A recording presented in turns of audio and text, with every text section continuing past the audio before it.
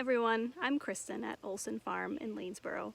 Today I want to talk with you about one of my all-time favorite wonderful weeds, yarrow or Achillea millefolium, and that is this white flower here right next to me.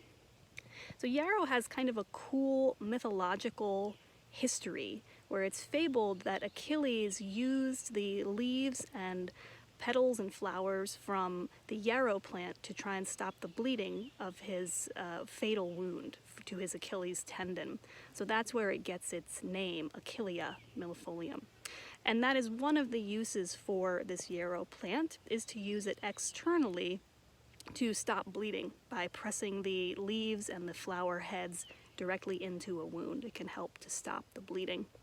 And yarrow can be identified by its flat flower heads. You can see from the side view, all of the petals kind of face upwards, and from the top, they form this little kind of plateau of white flowers.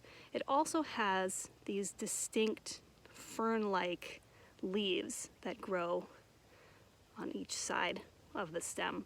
So that's how you can identify yarrow as opposed to other white wildflowers that may be blooming at this time of year.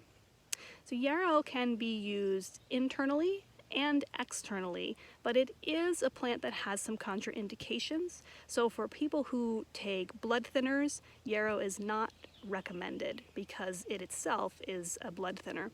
So when it's used externally as a poultice, it can help to stop bleeding, it can help to coagulate the blood, but when it is taken internally, it actually has the opposite effect, and it helps to relieve things like cramps, fevers.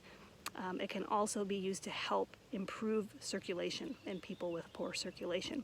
So yarrow is kind of a wonderfully magical plant where it has multiple uses, and it is also one that is readily available, but it does have some contraindications, so it's something that you should check with your medical professional before trying yourself.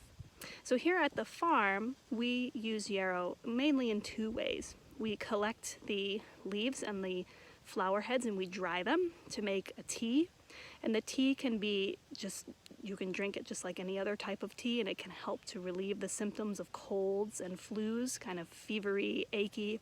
It can help to reduce fevers because of the way that it helps to thin the blood. We also collect the leaves and the stems and flower heads and create a tincture using vodka.